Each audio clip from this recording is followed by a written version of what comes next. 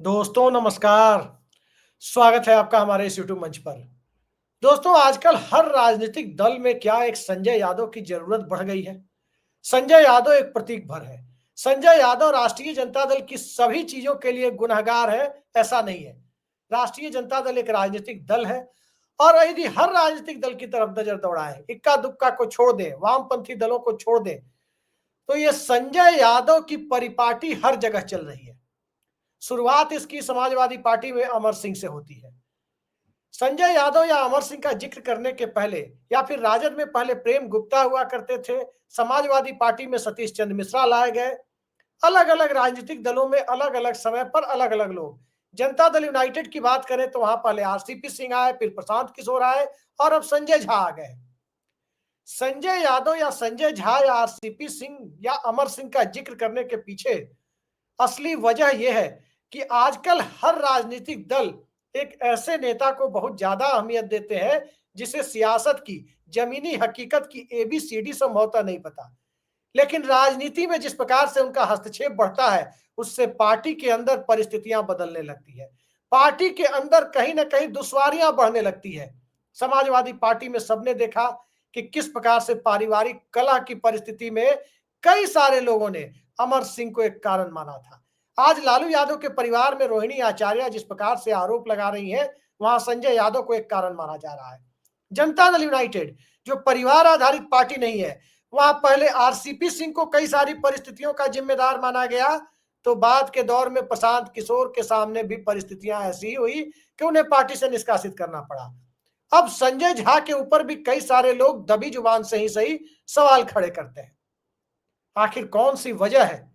Congress party में भी कई बार ऐसा देखा जाता है कि अमर सिंह जितनी ताकत तो नहीं, संजय यादव जितनी ताकत तो नहीं, संजय झा जितनी ताकत तो नहीं, लेकिन कई बार राजीव शुक्ला को कांग्रेस पार्टी में कुछ ज्यादा ही अहमियत मिल जाती है।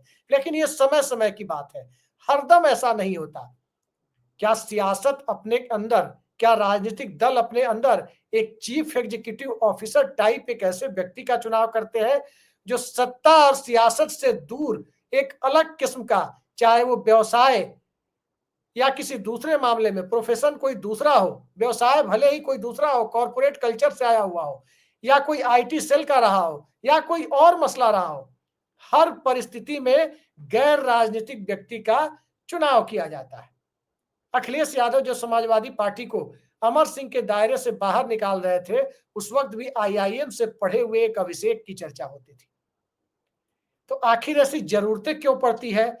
और ये अपनी भूमिका से आगे बढ़कर इस तरह के जो भी किरदार होते हैं, वो सीधे सीधे राजनीति में हस्तक्षेप करना कैसे शुरू कर देते हैं? इन तमाम परिस्थितियों पर ऐसे अलग अलग किरदारों को बेहद करीब से देख चुके वरिष्ठ पत्रकार शरद गुप्ता जी बखूबी जानते हैं। तो चलते हैं सीधे शरद गुप्ता जी के पास। शरद जी, बहुत बहुत स्वागत है आपका हमारे इस यूट्यूब मंच पर। और चूंकि जिस तरह के कैरेक्टर की बातें हो रही है और जिस तरह की परिस्थितियां राजनीतिक महाभारत राष्ट्रीय जनता दल में आपने देखा कि जो पहले इशारों में कहा जाता था, तेज प्रताप यादव जैसे लोग कहते थे जयचंद और क्या क्या नाम देते थे, अब लालू यादव के परिवार के दूसरे लोग भी संजय यादव को निशाने पर लेने लगे। आखिर राजनीतिक दलों की ऐसी जरूरतें क्यों हो जाती है कि इस तरह के लोग पार्टी के डे टू डे वर्क में, दैनिक कार्यों में हस्तक्षेप शुरू कर देते हैं, टिकट बंटवारे की परिस्थितियों को पैदा करते हैं और खुद टिकट बंटवारे में भी हस्तक्षेप शुरू कर देते हैं, संगठन में हस्तक्षेप शुरू कर देते हैं? क्या कारण होता है? देखिए, सिर्फ पार्टियों की ही बात नहीं है। अधिकतर आप देखिएगा तो बड़े बड़े दफ्तरों में, बड़ी बड़ी कंपनियों में, सभी जगह आपको कुछ ऐसे लोग मिलेंगे जो, जिसे आप एक्स्ट्रा कॉन्स्टिट्यूशनल अथॉरिटीज कहते हैं, कि वो, या जिसे कहते हैं कि किसी भी बॉस की अल्टर ईगो, कि वो बॉस के बिहाफ पे वो सारे फैसले वही लेते हैं। कि जब मुकेश अंबानी और अनिल अंबानी के बीच का झगड़ा था, तब भी कुछ लोग थे जिन पे अनिल अंबानी ने आरोप लगाए थे कि साहब मेरे बड़े भाई से मुझे मिलने नहीं देते हैं, बात नहीं करने देते हैं। तो ये सभी जगह होता है।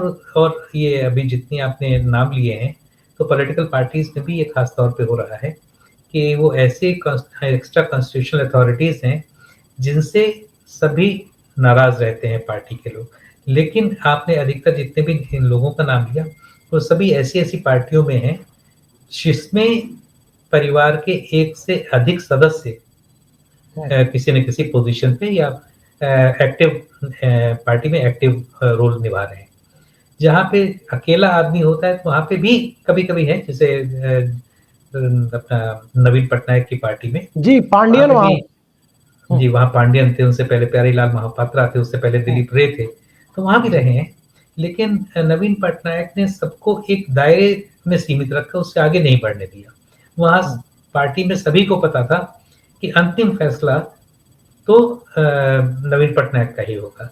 लेकिन बाकी जितनी पार्टियाँ हैं, चाहे समाजवादी पार्टी हो, राष्ट्रीय जनता दल हो, कांग्रेस हो, जितनी भी पार्टियाँ हैं, तो सभी में लोगों को पता होता है कि साहब ये जो एक्स्ट्रा कॉन्स्टिट्यूशनल अथॉरिटी है, तो इनका फैसला कहीं न कहीं हमारे बॉस के बराबर या कई बार उससे ऊपर भी हो जाता है।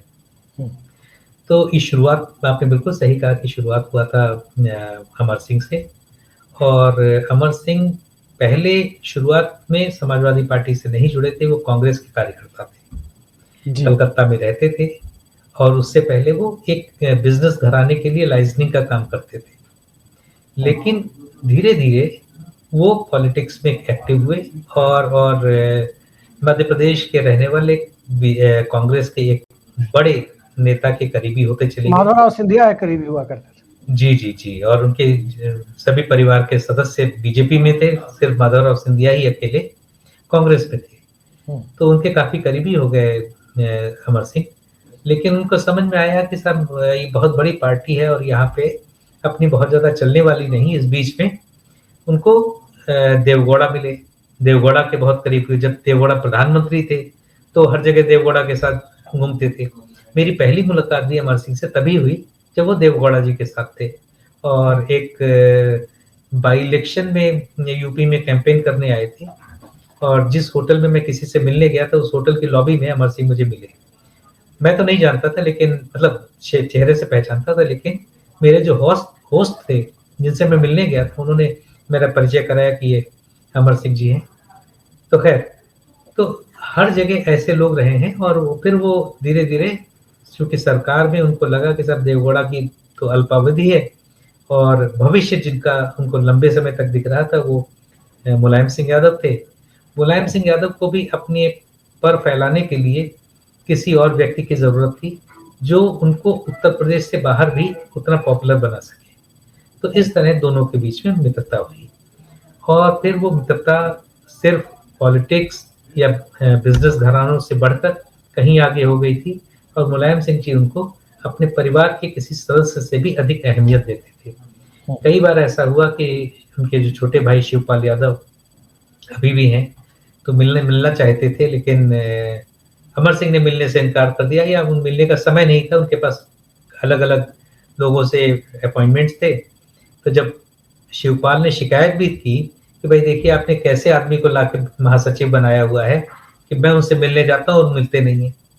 तो मुलायम सिंह ने ही उनसे कहा कि अरे भाई, अमर सिंह के पास बहुत से काम है, उनको बिजनेस भी देखना होता है, बिजनेस घराने भी देखने होते हैं, उनको फिल्म वालों से भी वास्ता होता है, पॉलिटिक्स भी देखनी होती, मीडिया से भी बात करना होता है, उनके पास इतने काम है, तो आप उनसे बिना अपॉइंटमेंट लिए मिलने गए ही क्यों?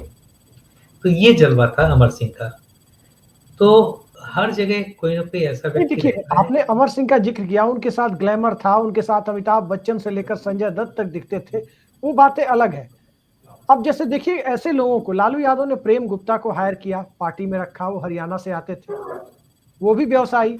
लेकिन प्रेम गुप्ता पार्टी के सांगठनिक मामलों में, डे टू डे मामले अफेयर में वो हस्तक्षेप नहीं करते थे। प्रेम गुप्ता का काम था पार्टी के लिए संसाधनों का जुगाड़ करना। एक राजनीतिक दल को चुनाव लड़ाने, संगठन चलाने, इन सब के लिए कई तरह के संसाधनों की जरूरत पड़ती है, वो काम वो करते थे। अमर सिंह भी सपा के लिए यही काम करते थे। राजीव शुक्ला भी कांग्रेस के लिए कमोबेश इसी तरह के काम करते हैं। सतीश चंद्र मिश्रा की भूमिका भी पार्टी में उस तरह से भले नहीं थी, लेकिन वो पार्टी के लिए बड़े उपयोगी सिद्ध हुए। 2007 के चुनाव में देखे तो एक चेहरे के तौर पर लाए गए। आरसीपी सिंह की क्या भूमिका थी? नीतीश कुमार उनके माध्यम से ब्यूरोक्रेसी को कहा जाता है नियंत्रित करते थे। प्रशांत किशोर के माध्यम से जब आरसीपी सिंह का दौर ढलने लगा, तो प्रशांत किशोर जेडीयू में आए, वही काम होने लगा। अब जो देखा जा रहा है, अब जिस तरह की परिस्थितियां हैं, समाजवादी पार्टी में तो कहा जाता है कि बीच में आधा दर्जन हो गए थे। आजकल अखिलेश यादव ने पूरा कंट्रोल अपने हाथ में रखा है। संजय यादव को लेकर या एक रमीज जिनके ऊपर आरोप लगाया है रोहिणी आचार्य ने, कहा जा रहा है कि ये लोग पार्टी के अंदर संसाधन जुटाने, आईटी सेल का काम देखने यहीं तक सीमित नहीं रखते। ये लोग टिकट बंटवारा करने, कथित तौर पर कुछ दूसरे काम टिकट बंटवारे के लिए जो आजकल नए फैशन में आ गए हैं वो काम करने, इस तरह के कामों में ये लोग इंटरफेयर करते हैं। क्या आपको लगता है कि राजनेताओं को एक लाइन खींचनी होगी कि किसकी भूमिका कहां तक है? जैसे लालू यादव या मुलायम सिंह यादव खींच कर रखते थे, कई बार मुलायम सिंह यादव ढीले पड़ जाते थे, लेकिन लालू यादव ने खींच कर रखा था। क्या वो लाइन खींचना नए नेताओं को नहीं आ रहा है? बिल्कुल आप ठीक कह रहे हैं कि किसी भी ऐसे व्यक्ति के लिए जो पॉलिटिकल मैनेजर का काम करता हो, उसके लिए उसकी भूमिका तय करना उसके बॉस के हाथ में होता है। तो अगर बॉस ने उसकी भूमिका एक सिर्फ आईटी मैनेजमेंट तक रखी तो आईटी मैनेज करेगा, बॉस ने उसकी भूमिका कार्यालय मैनेज करने तक दिया तो कार्यालय मैनेज करेगा, बॉस ने उसकी भूमिका तय की कि आपको फाइनेंसेस मैनेज करने तो फाइनेंसेस मैनेज करेगा। लेकिन जब बॉस कहता है कि आप मेरे बिहाफ पे सभी फैसले कर सकते हैं, जब भाई उनके तेजस्वी यादव के वो आरोप लगाते हैं तो तेजस्वी यादव कुछ नहीं बोलते, जब उनकी बहनें आरोप लगाती हैं तब तेजस्वी यादव चुप रहते हैं, और तेजस्वी ही क्यों, उनके माता पिता भी चुप रहते हैं। तो आखिर कुछ तो है कि आखिर इतना कोई किसी को कंट्रोल कैसे कर सकता है कि बॉस चुपचाप रहे और वर्कर ही जो उनका मैनेजर है वही सारी चीजें तय कर रहा हो। तो मेरा इसमें कहना ये है कि एक बड़ा रीजन इसके पीछे ये होता है कि कोई भी बॉस, खास तौर पे जहाँ पे परिवार के लोग भी काम कर रहे हों, पुराने दोस्त काम कर रहे हों, तो बीच में एक बफर रखना चाहता है कि मैं आपसे हर चीज नहीं कह सकता, बहुत सी चीजें होंगी, मुझे अभिषेक कुमार से बात करने में झिझक होगी, लेकिन अगर मैं बीच में एक बफर रखता हूँ और मैं उनसे कहता हूँ भाई अभिषेक जी से ये बता दीजिए और उनसे पूछ के मुझे वापस जवाब दीजिए कि उन्होंने क्या कहा, तो वो एक बफर का काम हो जाता है। और अगर कभी हमारे आपके बीच में कोई चीज बिगड़ती है तो मैं I will blame everything on that buffer. यार वो मैंने संजय से कहा था, पता नहीं उन्होंने अभिषेक से आपसे कैसे बात कर ली, मैं डांटता हूँ उसको भी। तो इस तरीके से एक बीच का जो व्यक्ति होता है वो बहुत ढेर सारी चीजें एब्जॉर्ब भी करता है, बहुत सी चीजें ऐसी कहता है जो उसके बॉस ने उससे कही हो कि भाई मेरे बिहाफ पे तुम कह देना, मैं नहीं कह पाऊंगा, मेरे पिताजी हैं, मेरी माता जी हैं, मैं उनसे उस तरीके से नहीं बात कर पाऊंगा, जरा आप बात कर लेना। तो धीरे धीरे वो बफर की भी, जो मैनेजर है उसकी भी हिम्मत बढ़ती रहती है। बहुत जगह पे बॉस नहीं भी बोलता है, उसके बावजूद वो मैनेजर समझ जाता है कि सब मेरे बॉस क्या चाहते होंगे, वो क्या कहना चाहते होंगे, वो मैनेजर कह देता है। तो ये एक मैनेजर की भूमिका बहुत महत्वपूर्ण होती है। चाहे जैसे मैं अखिलेश यादव के बारे में बात कर रहा था या अमर सिंह के बारे में बात कर रहा था, तो अमर सिंह कई बार सिर्फ शिवपाल ही नहीं, अखिलेश और मुलायम सिंह यादव के बीच भी बफर का काम करते थे। बहुत सी जगह ऐसी थी जहाँ पे मुलायम सिंह सीधी तरीके से नहीं बात कर पाते थे अखिलेश से, तो अमर सिंह से कहलवाते थे, या अखिलेश भी बहुत सी चीजें जो कन्वे करना चाहते थे पिताजी को तो नहीं कर पाते थे, तो वो अमर सिंह से कहते थे कि अंकल आप कह दीजिए, तो अंकल उनसे कह देते थे। यही वजह है कि एक बार जब झगड़ा होने के बाद निकाला गया, उसके बावजूद अमर सिंह को वापस लाया गया, फिर उनको राज्यसभा दी गई। अब एक बहुत छोटी सी चीज समझिए कि अमर सिंह को अपनी अहमियत कितनी समझ में आती थी कि उनके पास एक बंगला था, सरकारी बंगला था, जिसको उन्होंने तोड़ के नए सिरे से पूरा बंगला नया बना दिया था। 27 लोधी एस्टेट। जी लोधी एस्टेट में, और बहुत पैसा उसमें खर्च किया था। तो बीजेपी की उस समय मंत्री होती थी उमा भारती, किसी कारण से वो मिलने गई या उन्होंने बुलाया था अपने घर भोजन पे, तो मिलने गई तो देख के बड़ा हैरान हुई कि भाई अमर सिंह तुमने तो यार इसमें इतना पैसा लगा दिया, ये तो सरकारी बंगला है, तो इसमें इतना पैसा क्यों लगा दिया, करोड़ों रुपए तुमने खर्च किए इसमें। तो अमर सिंह ने उनको जवाब दिया कि दीदी अब तो मेरी लाश ही इस बंगले से निकलेगी, कि जब तक मैं जिंदा हूं तब तक मैं समाजवादी पार्टी मुझे बनाती रहेगी राज्यसभा का सदस्य, और अगर नहीं देगी तो किसी दूसरी पार्टी से बन जाऊंगा। तो अब तो मुझे इस बंगले से आखिर तक, तो हालांकि नहीं ऐसा संभव हुआ और उनके रिश्ते बिगड़े, खास तौर पे अखिलेश से बिगड़े और उनको दोबारा राज्यसभा नहीं मिली, तीसरी या चौथी वार्ता नहीं मिली और अल्टीमेटली उनको बंगला खाली करना पड़ा। हालांकि ये बात और है कि फिर दोबारा मिली और किसी दूसरे बंगले में उनको जाना पड़ा, लेकिन एक बार तो गिरिराज सिंह चले गए थे। जी जी, तो उनको बंगला खाली करना पड़ा था। तो ये अहमियत होती है, उनको ये अंदाज था कि मुलायम सिंह मेरे इतने ज्यादा कंट्रोल में हैं कि मेरी आखिरी सांस तक मैं समाजवादी पार्टी को और मुलायम सिंह यादव को कंट्रोल करूंगा और इतना कंट्रोल करूंगा कि मैं जब तक चाहूंगा तब तक राज्यसभा का सदस्य रहूंगा और अगर पार्टी कहीं सत्ता में आ गई तो मैं मंत्री बनूंगा। तो उनको इतना भरोसा। जैसे आपने जिक्र किया बंगले का और राज्यसभा का, तो बिहार से एक राज्यसभा सांसद हुआ करते थे, एक बार लोकसभा भी रहे, एरिस्टो कंपनी के मालिक किंग महेंद्र। कांग्रेस से लेकर जनता दल, राष्ट्रीय जनता दल, जनता दल यूनाइटेड, जब तक जीवित रहे तब तक वो लगातार संसद के सदस्य रहे और भी ज्यादातर वक्त, एक बार को छोड़कर पिछले 35-40 सालों में लगातार वो राज्यसभा में ही रहे। लेकिन वो पार्टी के मामलों में हस्तक्षेप नहीं करते थे। चुनाव के समय में पार्टी के लिए अमर सिंह से पहले, एक सेकंड, अमर सिंह से पहले उन्होंने भी अपना बंगला पूरा ध्वस्त करके नए सिरे से उन्होंने भी बनाया था, क्योंकि उनको भी पता था कि जब तक मैं हूं तब तक रहूंगा। और उनके बारे में कहा यही जाता था कि वो फंड बहुत ज्यादा देते थे पार्टी को, तो इसलिए पार्टी उनको रिपीट करती चली जाती थी। लेकिन यहाँ मामला दूसरा है। हम संजय यादव के मामले पर आते हैं। संजय यादव के मामले में 2-3 चीजें, चूंकि आपका अपने लंबे समय से पॉलिटिकल रिपोर्टिंग की है, पार्टियों को बनते, टूटते, बिखरते, अर्श से फर्श पर और फर्श से अर्श तक आते देखा है आपने। संजय यादव न तो बिहार के हैं, न ही बिहार की पोल अर्थमेटिक और न ही बिहार की इलेक्टोरल केमिस्ट्री को समझते हैं, चुनावी रसायन शास्त्र जो होता है उसे भी नहीं समझते हैं। बिहार के मिजाज को मोटे तौर पर कहें तो संजय यादव नहीं समझते हैं।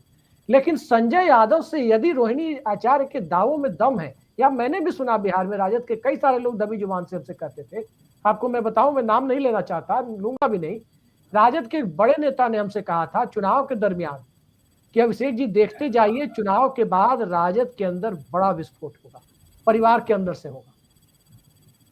और उन्होंने भी संजय यादव का नाम लिया था। सवाल यह है कि तेजस्वी यादव अगर उन पर रिलाई कर रहे थे, उन पर भरोसा कर रहे थे कि इनकी बताई हुई सलाह ही पार्टी के लिए सर्वोत्तम है, तो क्या आपको नहीं लगता कि कहीं ना कहीं वो चूक कर रहे थे? और पार्टी ऐसे नहीं चलती है जिस तरह से पार्टी वो चलाने की कोशिश कर रहे थे। जी एकदम आप ठीक कह रहे हैं कि जब आप गलत सलाह पे काम करेंगे तो आप गलत फैसले ही लेंगे। तो ऐसा अवश्य हुआ होगा। मुझे बहुत अधिक पता नहीं है कि संजय यादव ने किस तरीके से क्या क्या गाइड किया, लेकिन इतना अवश्य पता है कि टिकटों के बंटवारे में उनकी अहम भूमिका थी। और जैसा मैंने अभी कहा आपसे कि बॉस जितना कहेगा मैनेजर उतना ही करेगा। तो अगर बॉस ने उनसे कहा कि भाई मुझे इतना फंड चाहिए, हमें इलेक्शन लड़ना है, इलेक्शन लड़ने के लिए हमें इतना पैसा चाहिए है कम से कम, आप करो। तो उन्होंने कहा सर इसके लिए ये तरीके हैं, अब देखिए अब आप बताइए मैं इस तरीके को अपनाऊं कि इस तरीके को अपनाऊं। बॉस ने कहा देखो ये ठीक है, ये ठीक है, ये ठीक है, इस तरीके को मत अपनाना। तो जो बॉस ने कहा उसने कर दिया। तो मैं इसमें संजय यादव की भूमिका से कहीं अधिक महत्व तेजस्वी यादव की भूमिका को देता हूँ कि अगर उन्होंने रोहिणी आचार्य से कुछ बोला और तेजस्वी यादव चुप रहे, या जैसा रोहिणी उन पे आरोप लगा रही हैं कि उन्होंने उन शब्दों का इस्तेमाल किया जो मैं बोल भी नहीं सकता ऑन एयर, तो इसमें पूरी गलती पहली तो तेजस्वी की है। और ऐसे कैसे माता पिता जो अपने बेटे को, अपनी बेटी का अपमान करते हुए, बड़ी बहन का अपमान करते हुए देख रहे हैं और चुप रहते हैं, तो ऑब्वियसली, और वो भी किसी बाहरी व्यक्ति की वजह से, तो 2-3 चीजें हैं। और ऐसी लड़की जिसने उनको अपनी किडनी दी हो, तो एक तो ये हो गया, ये एक अलग एस्पेक्ट है। लेकिन इसका दूसरा एस्पेक्ट क्या है? कि दूसरा एस्पेक्ट है कि आखिर रोहिणी आचार्य की भूमिका क्या है राजद में। उनका परिवार सिंगापुर में रहता है, उनकी फैमिली, उनके बच्चे, उनके पति सब सिंगापुर में रहते हैं। तो वो आखिर पटना क्यों आती हैं? वो सिंगापुर में क्यों नहीं रहती? जो एक पीड़ा तेजस्वी यादव को होगी, कि भाई मैं अगर पार्टी का अध्यक्ष हूँ, मैं पार्टी चला रहा हूँ, तो कोई दूसरा आदमी चाहे मेरी बहन ही क्यों ना हो, तो वो क्यों इंटरफेयर कर रही है, मुझे क्यों नहीं चलाने दे रही फ्री हैंड, भले ही मैं 25 सीट जीत जाए। ये एक बड़ा महत्वपूर्ण सवाल है, बड़ा मौजूद मुद्दा उठाया आपने। जैसे मैं समाजवादी पार्टी के स्ट्रक्चर को देखता हूँ, समाजवादी पार्टी में दिखता है कि अखिलेश यादव ही बॉस है। ठीक है, उन्होंने परिवार के अंदर से किसी को, धर्मेंद्र यादव को या किसी और को या रामगोपाल यादव को, किसी को भी लोकसभा राज्यसभा का टिकट दे दिया। वो अपनी भूमिका जहां तक दी गई है वहां तक वो काम करते हैं। रोहिणी आचार्य को लोकसभा का टिकट मिला, वो चुनाव हार गई। अब पार्टी उन्हें उचित समझेगी क्या भूमिका दे, कैसे दे, तब तो समझ में आता है। लेकिन पार्टी को परिवार की प्राइवेट लिमिटेड की तरह ट्रीट करना और उसमें अपने को स्टेक होल्डर की तरह दिखाना, क्या नहीं लगता कि इस तरह से पार्टी के अंदर परिवारों का बढ़ता दखल कहीं ना कहीं पार्टी को नुकसान पहुंचाता है?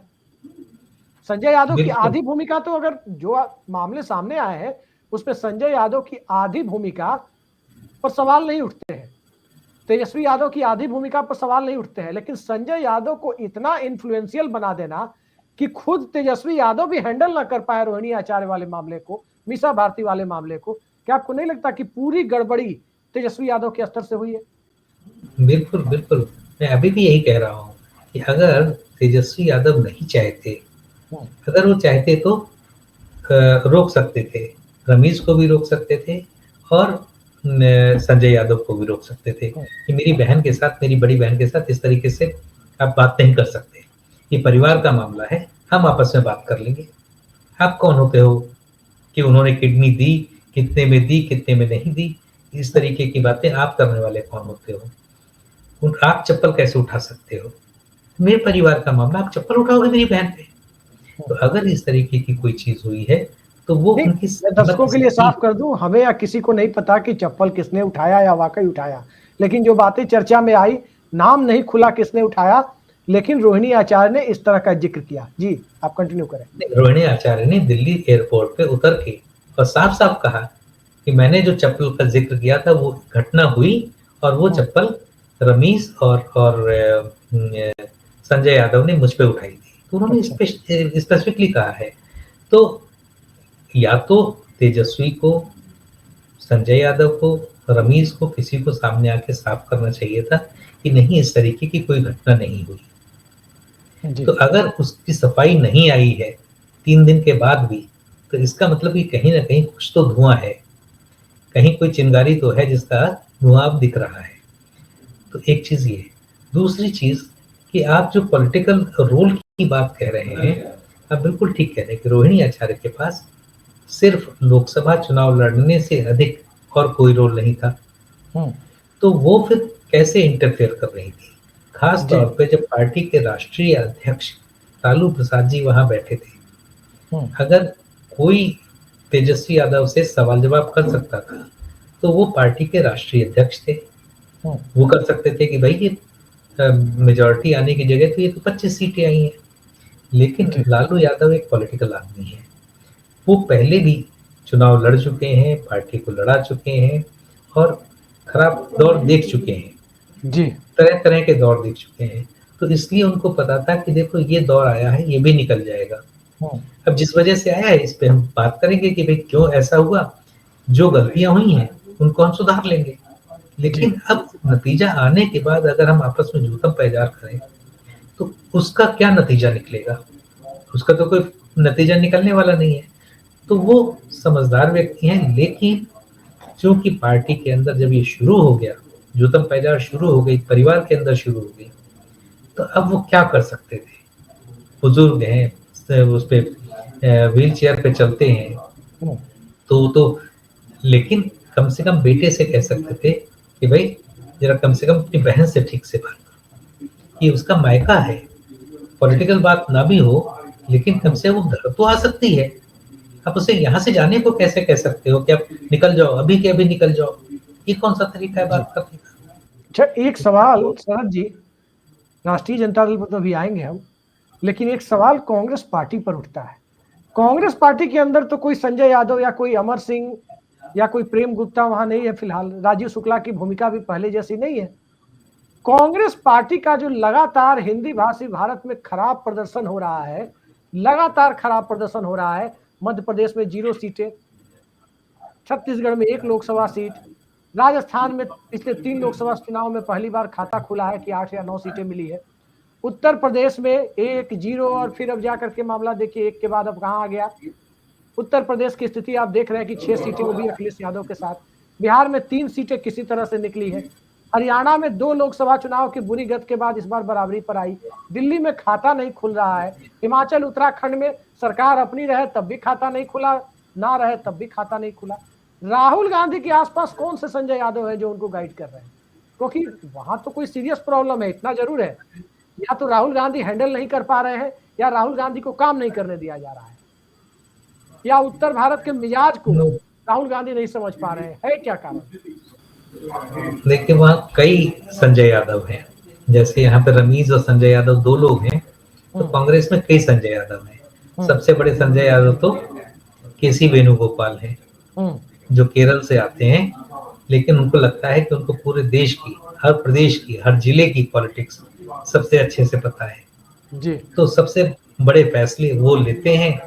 जैसे मैंने कहा कि बॉस ने जितना बड़ी रोप दी है, जितनी लंबी रस्सी दी है, तो उतना आदमी काम करता है। तो उनके बॉस ने उनको लॉन्ग रोप दे रखी है कि भाई जो ये सारे फैसले आप ले लो, तो फैसले लेते हैं। किसी को कहीं अपॉइंट करना है, किसी को कहीं कोई पोस्ट देनी है, तो सारा काम किसी वेणुगोपाल लेते हैं, और उसके बाद राहुल गांधी को बता दिया जाता है कि सर ऐसा ऐसा कर रहे हैं, या तो पूछ लिया पहले।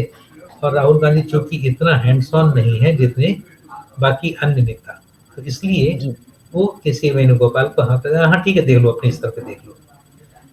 और उसके अलावा जो राहुल गांधी के करीबी, जो उनकी अपनी इनर कोटेरी है, जो उनके करीबी लोग हैं, चाहे वो कनिष्क सिंह हो, चाहे आशीष हो, अलंकार सवाई हो, या विद्यार्थी हो, तो सभी लोग जो ऐसे हैं जो राहुल गांधी के लिए संजय यादव है, कि वो राहुल गांधी उन्हीं सबकी बात सुनते हैं, राहुल गांधी उन्हीं के सलाह पे चलते हैं। किससे राहुल गांधी मिलेंगे वो लोग तय करते हैं, क्या बोलेंगे वो तय करते हैं, क्या स्कीम्स होंगी, क्या मुद्दे होंगे वो लोग तय करते हैं। तो अब या तो राहुल गांधी खुद अपने आप इतने समझदार हो कि उनको समझ में आता हो कि सब ये लोग मुझे गड्ढे में धकेल रहे हैं, और प्रतिदिन में और गहरे से और गहरे गड्ढे में नहीं तो शरद जी राहुल गांधी के यहाँ जो अपॉइंटमेंट का प्रोसेस है, कई लोगों ने बताया कि एक टीम है जो 2-4 लोगों को एक साथ ले जाएगी, राहुल गांधी उनसे मुलाकात करेंगे, चर्चा करेंगे, जरूरत पड़ेगी तो उसकी वीडियो रिकॉर्डिंग भी होगी, उसे अपलोड भी किया जाएगा। Rahul Gandhi serious political discussion के लिए कि आखिर कैसे इसका सॉल्यूशन निकले, कोई विंडो ओपन करके नहीं रखते हैं कि समाज के अलग अलग वर्ग के लोग जो समाज को समझते हो, सोसाइटी को समझते हो, सोशल चेंजेस जो हो रहे हैं उत्तर भारत में, जो राजनीति को प्रभावित कर रहे हैं, थॉट प्रोसेस को प्रभावित कर रहे हैं, उस सब की समझ रखने वाले लोगों के लिए कोई विंडो भी खोल कर नहीं रखा है। अब पता चला कि अब बाइजू अलंकार, मतलब बाइजू अलंकार पर मैं व्यक्तिगत रूप से नहीं कह रहा हूं, मतलब ऐसे कई बाइजू और अलंकार उनकी टीम में है। अब किसको राहुल गांधी से मिलने देना है, किसको नहीं मिलने देना है, मतलब इतना पहरा तो नीतीश कुमार के यहाँ नहीं है। नीतीश कुमार के यहाँ आप एक फोन कीजिए कि शरद गुप्ता जर्नलिस्ट बोल रहे हैं दिल्ली से, शाम में या दिन में जब भी वो घर पे आएंगे उनको लिस्ट थमाई जाएगी कि ये फोन आएगा, उसमें जिनसे वो बुला के मिलना चाहेंगे बुला के मिल लेंगे, जिनसे फोन पे बात करना चाहेंगे फोन पे बात कर लेंगे, मतलब जिनके स्वास्थ्य के बारे में खबरें उड़ती है वहां भी ये स्थिति है। लेकिन राहुल गांधी जो पूरी तरह फिट हैं, संसद में बहुत अच्छे विपक्ष के नेता की भूमिका निभा रहे हैं, लेकिन पार्टी कैसे रिवाइव हो इसको लेकर अगर कोई व्यक्ति उनसे मिलना चाहता है, कार्यकर्ता पार्टी का कोई मिलना चाहता है, तो उसके लिए वहां पर कोई सिस्टम नहीं है। क्या लगता है आपको कि दिक्कत कहाँ है, प्रॉब्लम कहाँ है कांग्रेस पार्टी के अंदर? जी अभी आपने सारी प्रॉब्लम बता दी, उसके बाद आप मुझसे पूछ रहे हैं कि प्रॉब्लम क्या है। तो किसी भी सफल नेता के लिए सबसे पहली चीज है कि एक्सेस। तो जब तक लोगों तक उनकी एक्सेस नहीं होगी, जैसे अभी आपने नीतीश का नाम लिया, ऐसे ही मैं भी बहुत से नेताओं को जानता हूँ। खैर जॉर्ज फर्नांडिस ने तो कभी एक्सेस कंट्रोल किया ही नहीं, कोई भी व्यक्ति उनके बंगले में किसी भी समय जाके उनसे मिल सकता था, उनके बेडरूम में जा सकता था, अधिकतर लोग ऐसे होते हैं। मुलायम सिंह यादव के साथ ऐसा था कि जब पार्टी का या सरकार का कोई व्यक्ति उनको फोन करके बताता था कि सब वहाँ पे ऐसी दुर्घटना हो गई, वहाँ राइट हो गया, वहाँ ये ऐसा कांड हो गया है, तो मुलायम सिंह को पहले से पता होता था, क्योंकि उनकी एक्सेस इतनी ज्यादा थी, इतने लोगों से उनका परिचय था, हर व्यक्ति को नाम से जानते थे जी। तो ये एक बड़ी चीज होती है, जब तक आपके पास एक्सेस लोगों की नहीं है, आप कुछ मत कीजिए, एक अपना ईमेल आईडी दे दीजिए, किसी को कोई समस्या है तो इस ईमेल आईडी पे मेल कर दें जी, और वो उस ईमेल आईडी को आप चेक करते रहें। भाई बहुत ज्यादा उसमें स्पैम ज्यादा है तो आप एक व्यक्ति को बिठा दीजिए कि भाई स्पैम निकाल देना, लेकिन जो काम की कोई भी एक भी मेल है अगर वो हट गई तो समझ लो मैं तुरंत नौकरी से निकाल दूंगा। बहुत से लोग हैं, मैंने बहुत से लोगों को फोन करता हूँ और पता चला कि वो शाम तक अपने घर पहुंचे, कॉल बैक आ जाता है। अमर सिंह ऐसे व्यक्ति थे, कभी भी आप उनको फोन कीजिए तो अगर वो फोन नहीं ले पा रहे हैं तो कॉल बैक करते थे। बहुत से लोग, राजनाथ सिंह है हमेशा, नहीं राजनाथ सिंह का तो खुला है, वो आराम से जब फोन कर दीजिए बुला लिया जाता है जब दिल्ली में रहे। जी जी जी, तो किसी भी सफल नेता के लिए एक्सेस बहुत जरूरी है। अब आपको एक दूसरी चीज बताता हूँ कि आपने बात कर रहे थे अखिलेश यादव की, कि अखिलेश यादव के पास ने इस तरीके के अमर सिंह नहीं क्रिएट किए अपने आसपास जी, उन्होंने क्रिएट किए थे और वो मजबूरी थी। जब वो मुख्यमंत्री बने तो उनके पिताजी एक सुपर चीफ मिनिस्टर थे, एक सुपर चीफ मिनिस्टर उनके चाचा थे शिवपाल यादव, एक सुपर चीफ मिनिस्टर आजम खां थे। तो उस समय कम से कम 4-5 सुपर चीफ मिनिस्टर थे। एक जो चीफ सेक्रेटरी थी मैडम, वो रामगोपाल यादव थे। तो रामगोपाल यादव तो खैर उनके काफी कहने में थे, दोनों मिलके ही चलते थे, लेकिन फिर भी एक पावर सेंटर वो भी थे। तो ऐसे में अखिलेश को लगता था कि मैं क्या करूं, कि मुख्यमंत्री तो मैं हूं लेकिन मेरी कोई सुनता नहीं है, ना एडमिनिस्ट्रेशन में ना पार्टी में। हर एक आदमी कहता है कि मैं पिताजी से बात कर लूंगा, मैं मुलायम सिंह जी से, नेताजी से बात कर लूंगा। तो उन्होंने फिर क्या किया कि अपने स्कूल के दिनों के जो मित्र थे कुछ, उनको जोड़ा। वो जो भी काम कर रहे थे देश में विदेश में, सबको बुलाया कि नहीं भाई, जैसे राजीव गांधी लाए थे अरुण सिंह वगैरह को। जी जी, तो ये भी अपने साथ अपने जितने भी मित्र थे उनको लेके आए, जो उनके साथ पढ़ते थे या जिनसे भी मित्रता थी। और एक इन्होंने अपनी मंडली बनाई और वो मंडली के कहने से खुद भी चलते थे और वो मंडली इनके कहने पे चलती थी। आईटी मीडिया सब वही लोग कंट्रोल करते थे और धीरे धीरे वही चीजें ऐसी बनती गई जिससे कि अमर सिंह नाराज होते गए और ये अमर सिंह से इनके डिफरेंसेस बढ़ते गए और एक हालत ये आ गई कि साहब अमर सिंह को निकलवाना पड़ा। वो चीफ सेक्रेटरी थे, उनकी वजह से कुछ बातें हुई खैर, तो लेकिन जो भी था, और एक वो अमेठी के जो विधायक थे जो खनन मंत्री थे उनकी वजह से, तो बहुत कारण ऐसे हुए। जी जी जी, गायत्री प्रसाद, तो उनकी वजह से बहुत कारण ऐसे होते हैं कि उनको लगा कि भाई मुख्यमंत्री मैं हूँ तो जो मैं चाहता हूँ वो होना चाहिए प्रदेश में, ना कि जो अमर सिंह चाहते हैं वो होना चाहिए। आखिरी सवाल पर आते हैं शरद जी, आखिरी सवाल पर आते हैं, क्योंकि मुद्दा फिलहाल गर्म है राष्ट्रीय जनता दल का। राष्ट्रीय जनता दल का इस चुनाव के बाद आपको भविष्य क्या दिखता है? और ये सवाल मैं इसलिए पूछ रहा हूं, लालू यादव के रहते जब नीतीश कुमार का प्राइम था 2005 से 10 का कार्यकाल, वाकई अब बिहार में किसी से पूछेंगे, जो आदमी नीतीश कुमार को बदलना भी चाहता होगा वो भी कहेगा कि 5 से 10 वही तो काम किया नीतीश कुमार ने। वो नीतीश कुमार का प्राइम था, वो जिसे टिकट दे दे, सभी 243 सीट पर कैंडिडेट का नाम नीतीश कुमार था, वो स्थिति थी। उस तरह की मानसिकता से लोग वोटिंग कर रहे थे। उसमें लालू यादव को 22 सीटें आई थी। उसके बाद भी नीतीश कुमार के साथ आकर वो पार्टी रिवाइव कर गई, नीतीश कुमार भी रिवाइव कर गए, दोनों डूबने के कगार पे थे, दोनों मिलकर रिवाइव कर गए 14-15 में। अब जो स्थिति है उसमें राष्ट्रीय जनता दल बहुत नीचे जा चुकी है, और राष्ट्रीय जनता दल नीचे गई है। उससे ज्यादा बड़ी बात क्या है कि 2010 में जब वो गिरे थे तब ओवैसी रिवाइव करके नहीं आए थे, ओवैसी एक फैक्टर नहीं बने थे। मतलब MY समीकरण के वोटर विकास काम की वजह से नीतीश कुमार के साथ गए थे और वो वापस मोदी एरा में वापस लालू यादव की तरफ लौटते हुए दिखे थे। ओवैसी फैक्टर और खासकर MY समीकरण के ऊपर जो मुसलमानों का भरोसा उठता जा रहा है कि अब MY के सहारे हम मात दे सकते भारतीय जनता पार्टी को, तो इस परिप्रेक्ष्य में तेजस्वी यादव और राष्ट्रीय जनता दल का भविष्य आपको क्या दिखता है? क्या कलेवर बदलना होगा पार्टी का, या ऐसे ही पार्टी को चलाना होगा जैसे चला रहे हैं तेजस्वी यादव?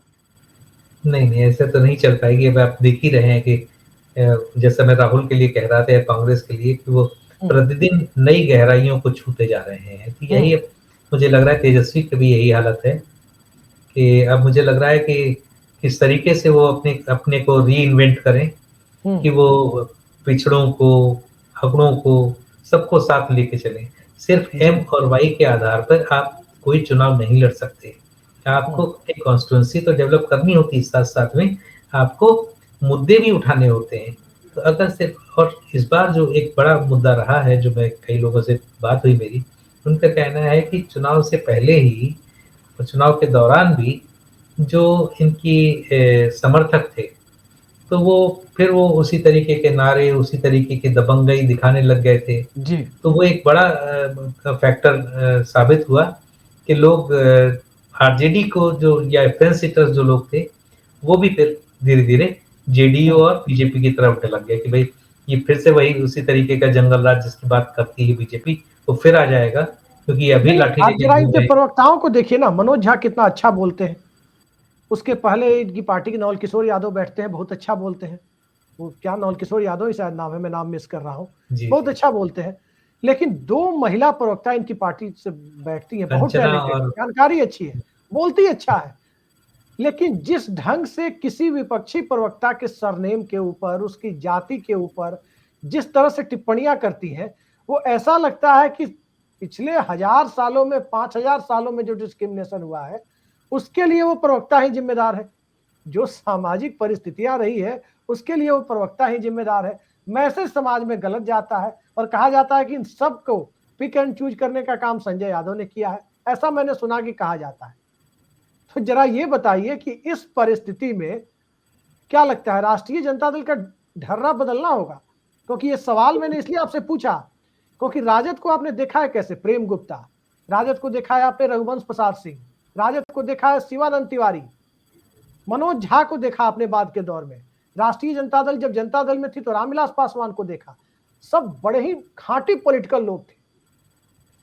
अब ऐसा क्या हो गया कि राष्ट्रीय जनता दल को इस तरह के प्रवक्ता, इस तरह के मैनेजर, इस तरह के नैरेटिव, इन सब के साथ चलना पड़ता है? ये किसी की समझ में नहीं आ रहा है। क्या लगता है आपको, कोई स्लीपर सेल है क्या राजद में? कांग्रेस के स्लीपर सेल की बात तो खूब करते हैं दिल्ली में, प्रेस क्लब में बैठकर हम लोग भी करते हैं। कई सारे आप लोगों के समकक्ष जो हमारे पुराने वरिष्ठ पत्रकार लोग हैं, सब लोग चर्चा करते हैं। लेकिन क्या इस तरह के कथित स्लीपर सेल राजद में भी आ गए हैं? हो सकता है होंगे, नहीं कह सकता, लेकिन ये सारी जिम्मेदारी इसमें फिलहाल तेजस्वी यादव की है। उनको पहचानना होगा कौन उनके मित्र हैं, कौन सच्चे मित्र हैं और कौन उनके दुश्मन हैं। जी। उनको एक स्वॉट एनालिसिस करनी होगी कि क्या उनकी स्ट्रेंथ है, क्या वीकनेस है। अपनी वीकनेस पे काम करना होगा, अपनी स्ट्रेंथ को और बढ़ाना होगा, और उनको अपनी रणनीति को एक नई धार देनी होगी। और चूंकि अभी अगले लोकसभा चुनाव से पहले उनके पास अच्छा खासा 3-3.5 साल का समय है, तो अभी इस 3-3.5 साल के समय में वो अपने को इतना री इन्वेंट कर ले कि वो आरजेडी 2.0 दिखाई दे। उसमें जंगल राज से लेकर जो इस तरीके से एम वाई और ये सब चीजें हैं, ये खत्म हो और लगे कि सब हाँ लोगों के लिए सच में काम कर रहे हैं। काम करने वाले व्यक्ति को कोई भी नापसंद नहीं करता, लेकिन जब आप सिर्फ हवा हवाई करते हैं, सिर्फ रोड शो करते हैं, सिर्फ रंगबाजी करते हैं, तो उसके बाद फिर आपका भविष्य वैसा ही होता है जैसा आज हमें तेजस्वी यादव का दिख रहा है। लेकिन अपना भविष्य वो अभी भी सुधार सकते हैं, अभी भी अपनी पार्टी को वापस ट्रैक पे ला सकते हैं। एक लास्ट मौका है उनके पास। अब अगर लोकसभा चुनाव में वो स्लिप किए तो फिर शायद मुझे लगता है कि वापस आना संभव नहीं होगा। जी बिल्कुल, आपने सही कहा। शिवानंद तिवारी ने भी इस विवाद के परिप्रेक्ष्य में उन्होंने फेसबुक पोस्ट लिखकर अपनी पीड़ा जाहिर की परिस्थितियों के ऊपर। तो राष्ट्रीय जनता दल एक राजनीतिक दल है, कांग्रेस पार्टी एक राजनीतिक पार्टी है। चुनाव में हार जीत होती रहती है। अब कई लोग गिनती करते हैं कि 90 हार और 95 हार, उसका कोई मतलब नहीं है।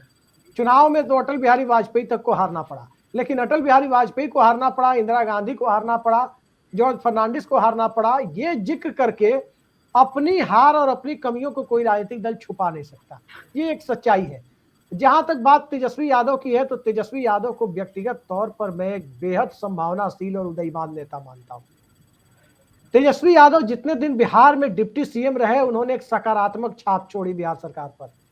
बावजूद इसके तेजस्वी यादव का रवैया या तेजस्वी यादव का पार्टी को चलाने का तरीका कहीं ना कहीं पार्टी के अंदर भी असंतोष की स्थिति को उत्पन्न कर रहा है, परिवार के अंदर भी असंतोष की स्थिति को, और जो एक लाइन खींचने की जरूरत थी कि इस लाइन के इधर ये व्यक्ति नहीं होंगे और इस लाइन के उधर वो नहीं जाएंगे, परिवार अपनी जगह, पार्टी अपनी जगह, पार्टी में राजनीतिक लोगों की भूमिका अपनी जगह, मैनेजर की भूमिका अपनी जगह, वो खींचने में तेजस्वी यादव नाकाम रहे। वोटर्स के सामने तेजस्वी यादव ने क्या कहा, नहीं कहा, ये अब आगे इस पर विश्लेषण होगा कि क्या वो एनडीए के ट्रैप में फंस गए। लेकिन एनडीए के ट्रैप में फंसकर चुनाव में जीत हार होती है। हार के बाद सिर्फ फुटबॉल नहीं होता, हार के बाद समीक्षा होती है। कांग्रेस में हार के बाद समीक्षा होती थी, एंटनी कमेटी बनती थी, फिर कमेटी की रिपोर्ट ठंडे बस्ते में चली जाती थी। ये कांग्रेस पार्टी में होता था। भारतीय जनता पार्टी में जब हार होती थी तो कैमरे के सामने उमा भारती पार्टी के नेताओं को किस प्रकार से खरी खोटी सुनाती थी, वो पूरा देश देखता था। तो कैमरे के सामने आज रोहिणी आचार्य कुछ कर रही है, या एक जमाने में उमा भारती ने कुछ किया, एक जमाने में संजय जोशी को लेकर भाजपा के अंदर जो बवाल मचा, ये हर राजनीतिक दल में होता रहा। सवाल यही है कि तेजस्वी यादव अपनी भूमिका को, जैसा शरद गुप्ता जी ने कहा, किस तरह से नए तरीके से नए जमाने के वोटर्स के सामने, जेनजी के सामने, आधी आबादी यानी महिलाओं के सामने लेकर आते हैं। इस पर बिहार का चुनावी नतीजा निर्भर करेगा। अब अगड़ा पिछड़ा, अति पिछड़ा, महादलित, उस सियासत का, हिंदू मुस्लिम, उस सियासत का करीब करीब खात्मा हो चुका है। देखते हैं, समीक्षा बैठकों का दौर चलता रहेगा, समीक्षा होती रहेगी और 5 साल योजना में राजनीतिक दल अपनी भूमिका को नए सिरे से तय करते रहेंगे। फिलहाल इस बेहद सार्थक चर्चा में कई सारे पुराने प्रसंगों, कई सारे संजय यादव के पुराने संस्करणों की भूमिका के साथ जिस तरह से सारगर्भित चर्चा शरद गुप्ता जी ने की, बहुत बहुत धन्यवाद शरद जी आपका। आप हमारे प्लेटफॉर्म पर आए, दर्शकों को इतनी सारी समृद्ध जानकारी दी। नमस्कार।